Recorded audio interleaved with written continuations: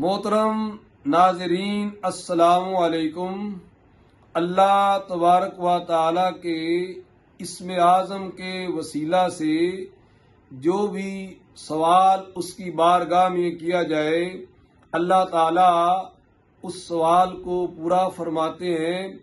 اور اسم اعظم کے وسیلہ سے جو بھی دعا کی جائے اس کو قبولیت کا درجہ عطا کیا جاتا ہے۔ اس سلسلے میں اکثر ذہنوں میں یہ سوال پیدا ہوتا ہے کہ اللہ تبارک و تعالیٰ کے مبارک ناموں میں سے کون سا اسم مبارک جو ہے وہ اسم اعظم ہے۔ اس سلسلے میں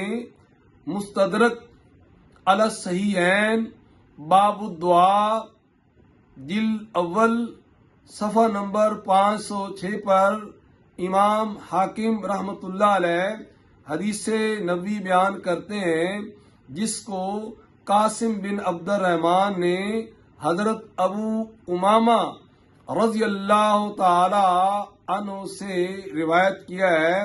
بیان کرتے ہیں کہ نبی مکرم نور مجسم صلی اللہ علیہ وآلہ وسلم نے ارشاد فرمایا، بلا شک و شبہ اللہ تبارک و تعالی کا اسم اعظم قرآن مجید کی ان 3 صورتوں یعنی سورہ البقرہ، سورہ آل عمران اور سورہ طٰہٰ میں ہے۔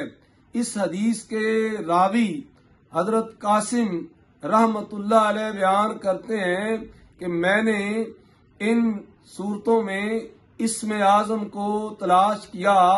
تو ان میں سورہ البقرہ کی آیت جو آیت الکرسی ہے قرآن مجید کی سب سے بڑی آیت ہے، اس کا آغاز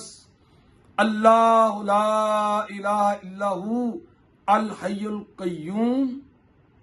سورہ آل عمران کا آغاز الف لام میم اللہ لا الہ الا ہو الحی القیوم، اور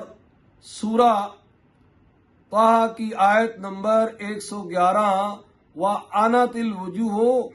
لِلْحَيِّ الْقَيُّومِ۔ امام قاسم فرماتے ہیں کہ میں نے ان 3 صورتوں میں ان آیات میں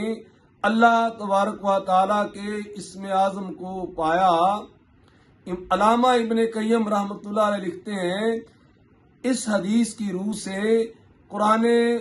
مجید کی ان 3 آیات پر غور کرتے ہوئے اسم اعظم الحی القیوم ہے، کیونکہ یہ اللہ تبارک و تعالیٰ کے 2 مبارک ناموں الحی اور القیوم کا مجموعہ ہے۔